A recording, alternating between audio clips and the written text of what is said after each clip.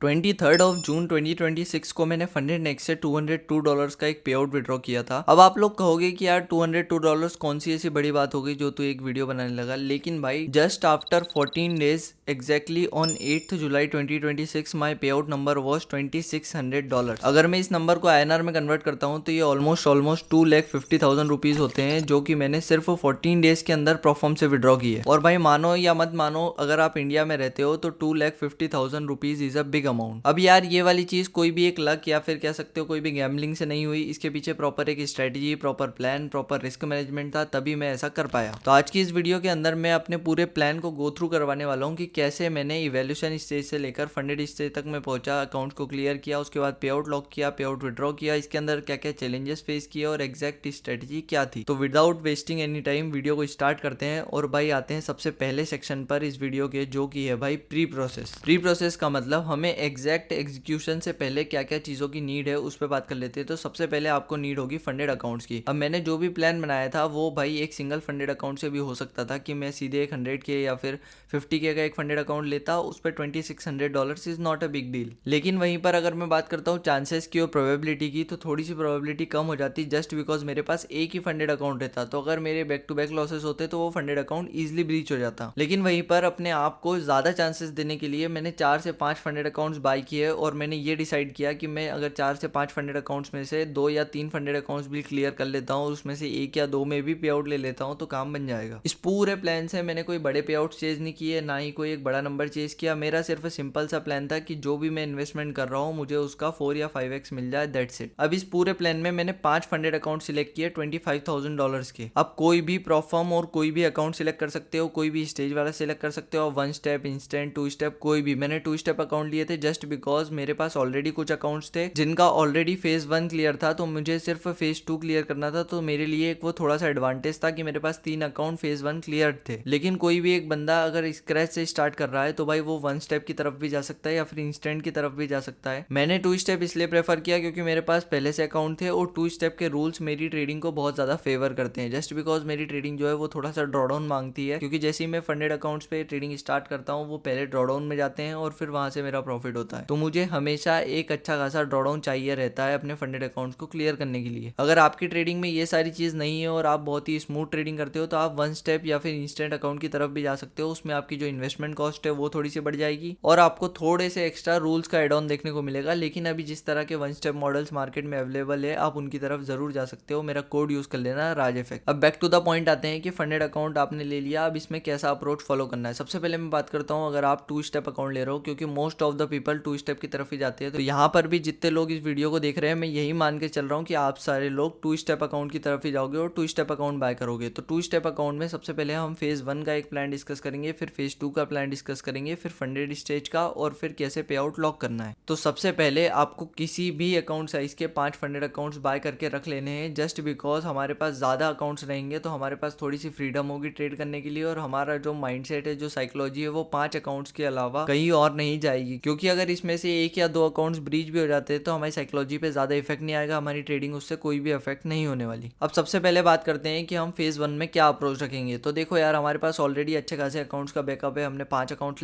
लेके रखे हैं और फेज 1 में हमारे जो टारगेट रहते हैं वो यूजुअल टारगेट 8% के आसपास रहते हैं सारी परफॉर्म्स में। तो मैं अभी के लिए 8% ही मान के चल रहा हूँ। 8% टारगेट को रीच करने के लिए आपको मिनिमम ट्रेडिंग डेज भी कंप्लीट करने होते हैं। आपको 3 मिनिमम ट्रेडिंग डेज मिलते हैं और उसके साथ साथ 8% का टारगेट रहता है। यही एक बेसिक परफॉर्म के रूल्स रहते हैं। किसी भी आप परफॉर्म में चले जाओ, बेसिक यही रूल्स मिलेंगे। तो हमें फेज 1 में थोड़ा सा हाई रिस्क के साथ जाना है, जस्ट बिकॉज हमारे जो अकाउंट्स है वो फटाफट क्लियर हो और यहाँ पर हमें कॉपी ट्रेडिंग नहीं करनी है। ये सबसे इंपॉर्टेंट पॉइंट है। फेज 1 में जब आपके अकाउंट रहेंगे तब आपको अलग अलग अकाउंट्स को इंडिविजुअली ट्रेड करना है और इंडिविजुअली क्लियर करके फेज 2 में पहुंचाना है। तो सबसे पहली स्टेज में हम फेज 1 अकाउंट को, सारे अकाउंट्स का फेज 1 क्लियर करने की कोशिश करेंगे। फेज 2 में सारे अकाउंट्स स्टैक करेंगे और फेज 1 में जो हमारा रिस्क रहेगा वो मिनिमम 2% पर ट्रेड रहेगा। हमें पता है कि अगर बैक टू बैक हम 5 ट्रेड लॉस करते हैं तो हमारा जो अकाउंट है वो ब्लो हो जाएगा। अभी आप कैसा भी अकाउंट को ट्रेड कर सकते हो, आप एक दिन में एक अकाउंट में एक ट्रेड भी एग्जीक्यूट कर सकते हो, या फिर ये भी कर सकते हो कि एक दिन में आप 2 ट्रेड्स ले रहे हो, वो डिफरेंट अकाउंट्स में। वो डिपेंड करता है कि आपकी ट्रेडिंग स्ट्रेटेजी कैसी है। अगर आपके पास ट्रेडिंग स्ट्रेटेजी नहीं है तो भाई उसके लिए भी कमेंट कर देना, उसके लिए भी एक वीडियो बना दूंगा। तो फेज 1 का प्लान क्लियर है, आपको 2% पर ट्रेड रिस्क लेना है। हमारे पास 8% का ड्रॉडाउन रहता है, तो मैं मान के चल रहा हूँ अगर आपकी back to back 4 trade loss होती है तो आप अकाउंट ब्लो कर दोगे। और भाई मैं कहता हूँ फेज 2 का अकाउंट ब्लो करने से अच्छा है आप फेज 1 में अकाउंट ब्लो कर दो, क्योंकि उससे आपकी साइकोलॉजी इफेक्ट नहीं होगी, आपकी ट्रेडिंग इफेक्ट नहीं होगी, उससे कोई भी चीज है जो है वो आपके माइंडसेट को इफेक्ट नहीं करने वाली, वो आपकी ट्रेडिंग को इफेक्ट नहीं करने वाली। और हमारे पास एक क्लियर रोड मैप भी रहेगा, ताकि अगर हम फेज 1 क्लियर करके फेज 2 पे पहुंच जाते हैं तो फंडेड स्टेज तक पहुंचने की प्रोबेबिलिटी ज्यादा से ज्यादा हो। तो फेज 1 में थोड़ा सा हमारा एग्रेसिव अप्रोच रहेगा, जिसके चलते मैं मान के चल रहा हूँ कि आप 5 में से इजिली 4 अकाउंट्स तो क्लियर कर ही लोगे। और मैं और फॉर द सेफर साइड में 3 अकाउंट्स को लेकर चल रहा हूँ कि आपको 3 अकाउंट्स तो क्लियर करने हैं। तो फिलहाल के लिए मैं मान के चल रहा हूँ आपने $25,000 के 5 अकाउंट्स लिए थे, जिसमें से आपने 3 अकाउंट्स क्लियर कर लिए हैं। अब आप फेज 2 ट्रेड करने वाले हो। अब फेज 2 में हम एकदम ही डिफरेंट अप्रोच रखने वाले हैं। ये मैं पर्सनली ऐसा अप्रोच रखता हूँ, अगर आपको ये सूट करे तो आप कर सकते हो, अदरवाइज आप फेज 1 वाले अप्रोच को भी फेज 2 में फॉलो कर सकते हो। अब मैं क्या अप्रोच यूज करता हूँ फेज 2 में, जस्ट बिकॉज मुझे ऐसा लगता है कि मैं अगर फेज 2 में अकाउंट्स को इंडिविजुअली ट्रेड करूंगा तो मेरी साइकोलॉजी बहुत ज्यादा इफेक्ट होगी, या फिर उससे मैं इजिली इतना ज्यादा अच्छे से ट्रेड नहीं कर पाऊंगा, क्योंकि ऑलरेडी आप फंडेड स्टेज के इतना पास हो। और अगर आपकी एक विनिंग स्ट्रीक भी आती है 4 से 5 दिनों की, तो आपका ये गोल होना चाहिए कि इसमें मेरे सारे अकाउंट्स क्लियर होके मैं फंडेड स्टेज पे पहुंच जाऊं। जस्ट बिकॉज की इवैल्यूएशन में कोई भी प्रॉफिट कोई भी लॉस मैटर नहीं करता। अगर आप प्रॉफिट कर लेते हो, आप अपने टारगेट्स पे रीच कर लेते हो, तो ही आप फंडेड स्टेज पे पहुंचोगे, और उसमें भी आपको प्रॉफिट का कोई शेयर मिलने नहीं वाला। तो भाई टाइम वेस्ट करके कोई फायदा नहीं है। इसलिए मैं क्या करता हूँ, मेरे पास फॉर एग्जांपल 5 में से हमने 3 फंडेड अकाउंट क्लियर किए थे,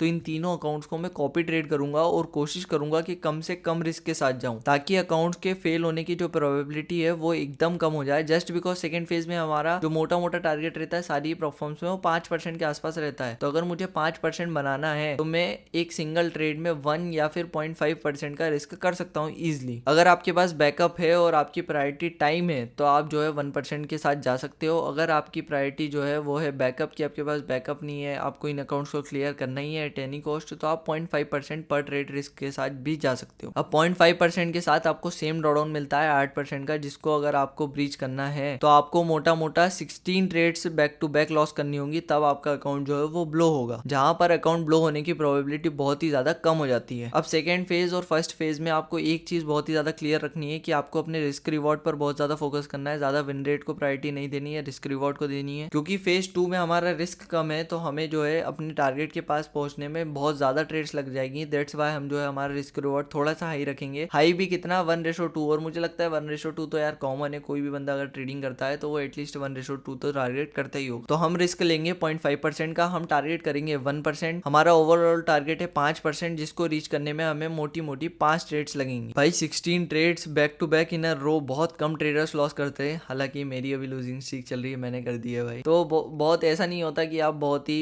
फ्रीक्वेंटली ऐसा करते हो। आपकी एक ऐसा फेज आता है ट्रेडिंग में, हर 1 से 2 या फिर 3-4 महीने में ऐसा एक फेज आता है जब आपकी इतनी बड़ी लूजिंग स्ट्रीक आती है, वरना ऐसा नहीं होता यूजुअली। तो भाई फेज 2 को जो क्लियर करने की प्रोबेबिलिटी है वो आपकी बहुत ज्यादा बढ़ जाएगी, जस्ट बिकॉज आपके पास कितना ज्यादा बफर है, आपके पास 16 ट्रेड्स का बफर है। तो भाई मैं मान के चल रहा हूँ कि फेज 2 जो है वो आपके सारे के सारे अकाउंट जो कि फेज 2 में आए हैं उनकी क्लियर होने की पूरी प्रोबेबिलिटी है। 3 के 3 अकाउंट आप फेज 2 के बहुत ही आसानी से क्लियर कर लोगे अगर आप 0.5% रिस्क के साथ जाते हो। अब आपका फेज 1 भी क्लियर हो गया, फेज 2 भी क्लियर हो गया, अब आ गए हो आप फंडेड स्टेज में। अब आते हैं हम इस वीडियो के पार्ट 2 पर, जो कि है भाई अकाउंट स्टेज। अभी हमें पता है कि हमारे पास 3 ऐसे फंडेड अकाउंट्स है जिनसे हम पे आउट विड्रॉ कर सकते हैं। तो इन तीनों ही फंडेड अकाउंट्स में हमें अलग अलग अप्रोचेस सेट करने होंगे, ताकि हम जो है ओवरऑल पूरे मंथ में प्रॉफिटेबल हो। क्योंकि ऐसा भी तो हो सकता है ना कि एक मंथ में आपके मोटे मोटे 4 या 5 वीक होते हैं। अब इन 4 या 5 वीक्स में से मैं मान के चल रहा हूँ कि आप 1 या 2 वीक्स में तो प्रॉफिटेबल होते ही होगे। पूरे मंथ लूजिंग स्ट्रीक चले ऐसा बहुत कम होता है। हमें हमेशा वर्स्ट केस सिनेरियो के लिए प्रिपेयर होना पड़ता है। तो अगर हमारे लूजिंग स्ट्रीक भी आती है, हमें पूरे वीक में लॉस होता है, तो हमारा सिर्फ एक ही फंडेड अकाउंट ब्लो हो। दैट्स वाई हम जो है हमारा प्लान को इस तरह से सेट करते हैं कि हम एक वीक में एक फंडेड अकाउंट्स को ट्रेड करेंगे, और ऐसा करके हमारे पास 3 वीक के लिए 3 अलग अलग फंडेड अकाउंट्स रहेंगे। अगर हमारी लूजिंग स्ट्रीक भी आती है तो हमारा सिर्फ एक फंडेड अकाउंट इफेक्ट होगा, जिससे साइकोलॉजी, ट्रेडिंग या फिर पे आउट पे कोई भी असर नहीं होने वाला। हमारे पास 2 और फंडेड अकाउंट्स है जिनसे हम पे आउट ले सकते हैं। और अगर आपको पूरा महीना अच्छा चल जाता है तो आप back to back 3 funded account से भी पे आउट ले सकते हो। और मेरे साथ एग्जैक्टली यही सेम चीज हुई थी। मेरे पास 3 फंडेड अकाउंट थे, जिसमें से एक इंस्टेंट अकाउंट, एक 2 स्टेप अकाउंट और एक और 2 स्टेप अकाउंट था। और इन तीनों ही अकाउंट्स में एक अकाउंट में पे आउट ऑन डिमांड था, तो मैं मल्टीपल पे आउट्स ले सकता था। दैट्स वाई मैंने सिर्फ 14 डेज के अंदर अंदर 5 पे आउट्स ले लिए थे। तो आपको भी सेम प्लान फॉलो करना है। 3 अकाउंट्स लेने, 3 अकाउंट्स में अलग अलग वीक्स में ट्रेड करना है उन अकाउंट्स को, और उसमें पे आउट लॉक करना है। पे आउट लॉक कैसे करना है, इसकी क्या प्रोसेस है, कितना रिस्क लेना है, उसके लिए हमें चलना पड़ेगा इस वीडियो के पार्ट 3 पर, जो कि है पे आउट आउट लॉकिंग। भाई देखो सिंपल सी बात है, बहुत सारे ट्रेडर्स फंडेड अकाउंट्स क्लियर कर देते हैं लेकिन वो उससे पे आउट नहीं ले पाते, और ऐसा सिर्फ इसलिए होता है उनके साथ जस्ट बिकॉज वो अपने माइंड में एक नंबर लेकर चल रहे होते हैं। वो ये कोशिश करते हैं कि यार इस अकाउंट से तो $1000 पे आउट लेना है, इस अकाउंट से तो $2000 लेना है, इस अकाउंट से तो $500 लेना है। वो नंबर कुछ भी हो सकता है और मोस्टली लोगों का नंबर जो है वो बड़ा ही होता है, 4 से 5% वो लोग टारगेट करते हैं एक सिंगल अकाउंट से। लेकिन वो लोग ये नहीं सोचते कि आप एक सिंगल अकाउंट से पे आउट लेने की जगह अगर 2 अकाउंट से उस परसेंटेज का, फॉर एग्जांपल लोग 5% टारगेट कर रहे हैं तो आप 2.5% 2 अकाउंट से विड्रॉ कर लो। ऐसे में आपकी साइकोलॉजी भी गड़बड़ नहीं होगी, आप सिंगल अकाउंट पे एक बहुत बड़ा नंबर भी चेज नहीं करोगे और आपकी ट्रेडिंग बहुत ज्यादा ही स्मूथ चलेगी। आई डोंट नो बाकी सारे ट्रेडर्स का इस पे क्या टेक है, लेकिन मेरा तो भाई यही टेक है और मेरी स्ट्रेटेजी तो इसी चीज को अलाउ करती है कि मैं जो है मल्टीपल फंडेड अकाउंट्स में छोटे नंबर्स टारगेट करूं। तो फंडेड स्टेज में रिस्क लेने का बहुत ही सिंपल सा अप्रोच रहेगा कि हम जो है सिंगल अकाउंट को एक वीक टारगेट ट्रेड करेंगे और उसमें जो हमारा पर ट्रेड पे रिस्क रहेगा वो रहेगा हमारा मिनिमम ट्रेडिंग डे जितना रिस्क। आपको पता है कि हर एक अकाउंट में आपके पास मिनिमम ट्रेडिंग डे होने वाले हैं जिसमें आपको मिनिमम ट्रेडिंग डे कंप्लीट करना है। मैं मान के चल रहा हूँ मिनिमम आपको या फिर मैक्सिमम ट्रेडिंग डेज देखने को मिलते हैं। कोई भी प्रोफॉर्म हो उनका जो एवरेज मिनिमम ट्रेडिंग डेज रहता है वो 3 ही रहता है, और एवरेज जो प्रॉफिट आपको बनाना पड़ता है मिनिमम ट्रेडिंग डेज को काउंट करवाने के लिए वो 0.5% ऑफ द अकाउंट साइज। हमने $25,000 का फंडेड अकाउंट लिया था तो हम $125 को रिस्क पे डालेंगे, यानी कि 0.5% का हम रिस्क लेंगे और 1% का टारगेट रखेंगे। अगर हमारा टारगेट आता है तो वेल एंड गुड, अगर नहीं आता है तो हमारा सिर्फ 0.5% का लॉस होगा, जिससे अगेन हमें फंडेड स्टेज वाला फंडेड अकाउंट ब्लो करने में 16 ट्रेड्स लगेंगे। तो यहाँ पर भी हमने हमारे रिस्क को बहुत ज्यादा कम कर दिया। और अगर मैं बात करता हूँ पे आउट टारगेट की कि हम इसमें कितना अमाउंट टारगेट करेंगे, तो भाई हम कोई भी अमाउंट टारगेट नहीं करेंगे, हमें सिर्फ अकाउंट के ऑब्जेक्टिव्स कंप्लीट करने हैं। ऑब्जेक्टिव्स में क्या हो सकते हैं, मिनिमम ट्रेडिंग डेज हो सकती है, बहुत सारे अकाउंट्स में कंसिस्टेंसी हो सकती है, बहुत सारे अकाउंट्स में आपको पे आउट साइकिल देखने को मिलती है। जैसे कुछ कुछ फंडेड अकाउंट्स रहते हैं जो कि ये कहते हैं कि भाई आप 14 डेज बाद ही विड्रॉ कर सकते हो। तो हमें सिर्फ इन ऑब्जेक्टिव्स को कंप्लीट करना है। तो हमारा सबसे मेन और सबसे पहला ऑब्जेक्टिव है मिनिमम ट्रेडिंग डेज। तो हमें पता है कि अगर मैं $125 का प्रॉफिट करता हूँ तो मेरा जो मिनिमम ट्रेडिंग डे है वो काउंट हो जाएगा बहुत ही आसानी से। तो हमें सिर्फ 3 मिनिमम ट्रेडिंग डेज काउंट करने हैं, और जस्ट बिकॉज हमने $125 रिस्क किया था पर ट्रेड पर और $250 टारगेट किया था, मैं मोटा मोटा मान के चल रहा हूँ कि आपके मिनिमम ट्रेडिंग डेज में कुछ ट्रेड्स प्रॉफिट में जाएंगी, कुछ लॉस में जाएंगी। ऐसा करके आप नेट $500 तक बहुत ही आसानी से पहुंच सकते हो। और इसमें आपने कुछ भी एक्स्ट्रा नहीं किया, आपने कोई भी एक नंबर चेंज नहीं किया, आपने कोई भी बड़े प्रॉफिट्स को चेंज नहीं किया, आपने बहुत ज्यादा हाई रिस्क नहीं लिया। आपने क्या किया, आपने सिर्फ एक सिंपल से रिस्क मैनेजमेंट और सिंपल से एक ऐसे प्लान को फॉलो किया जो कि आपके साइकोलॉजी को बाईपास करता है, या फिर आपकी साइकोलॉजी, आपकी ट्रेडिंग प्लान, इन सारी चीजों को कंट्रोल रखता है। तो आपको 3 मिनिमम ट्रेडिंग डेज कंप्लीट करते करते आप अकाउंट में मोटा मोटा $500 का प्रॉफिट तो बना ही लोगे। और ऐसा आप 3 में से एटलीस्ट 2 अकाउंट्स में तो कर ही लोगे, तो आपका मंथ का $1000 का पे आउट बहुत ही ज्यादा आसानी से लॉक हो सकता है। अब इस वीडियो के फोर्थ और सबसे इंपॉर्टेंट पार्ट पे आते हैं। यहीं पर आके बहुत सारे ट्रेडर्स लॉस कर देते हैं। वो ये कि वो प्रॉफिट बनाने के बाद एक और ज्यादा प्रॉफिट चेज करते हैं, उस अकाउंट को ट्रेड करते रहते हैं। लेकिन आपको ऐसा नहीं करना है। आपको क्या करना है, जैसे ही आपके ऑब्जेक्टिव्स कंप्लीट हो जाते हैं आपको सिर्फ पे आउट डेट का वेट करना है। जैसे ही आपकी पे आउट डेट आएगी आप उस अकाउंट पे अपना पे आउट जो है उसे रिक्वेस्ट करोगे। उसके पहले और उसके बाद में आप कुछ भी नहीं करना है, आपको सिर्फ मिनिमम ट्रेडिंग डेज कंप्लीट करने हैं। जैसे फॉर एग्जांपल मैंने क्या किया था, मैंने 23 जून को फंडेड नेक्स्ट से एक पे आउट लिया जो कि $202 का था, और उसके बाद मेरा जो नेक्स्ट पे आउट था वो 14 डेज बाद एग्जैक्टली 8 जुलाई को था। और इस बीच मुझे 5 मिनिमम ट्रेडिंग डेज कंप्लीट करने थे। लेकिन फंडेड नेक्स्ट में ऐसा कुछ भी नहीं है कि आपको मिनिमम ट्रेडिंग डेज के लिए कोई भी एक स्पेसिफिक नंबर बनाना पड़ेगा, आपको सिर्फ ट्रेड एग्जीक्यूट करनी है। तो मैंने नेक्स्ट 5 दिनों में सबसे पहले तो अपने मिनिमम ट्रेडिंग डेज कंप्लीट करे, कोई एक ट्रेड एग्जीक्यूट करके, और उसके बाद मैंने क्या किया, मैंने सबसे अपना A+ सेटअप फाइंड किया और उस A+ सेटअप पे एक ट्रेड ली जो कि इवेंचुअली प्रॉफिट में चली गई, और उसमें मेरा अराउंड $500 कुछ का प्रॉफिट हुआ था, जिसमें से मैंने जब पे आउट डाला तो $437 कुछ डॉलर का पे आउट मुझे रिसीव हुआ 14 डेज के बाद। तो ये वाला कुछ मैंने प्लान फॉलो किया था फंडेड नेक्स्ट में। ब्लूबेरी में मुझे 5 मिनिमम ट्रेडिंग डेज कंप्लीट करने थे $125 प्रॉफिट के साथ। मेरा भी $25,000 का ही फंडेड अकाउंट था। तो मैंने क्या किया, $125 का मैं पर ट्रेड पर रिस्क लेता था, $250 टारगेट करता था, और ऐसा करके नेट कुछ ट्रेड प्रॉफिट में गई, कुछ लॉस में गई, और ऐसा करते करते मेरा $500 कुछ डॉलर के आसपास का प्रॉफिट था जो कि मैंने विड्रॉ किया। तीसरी जो प्लेटफॉर्म थी वो थी भाई मेरी कैपिटल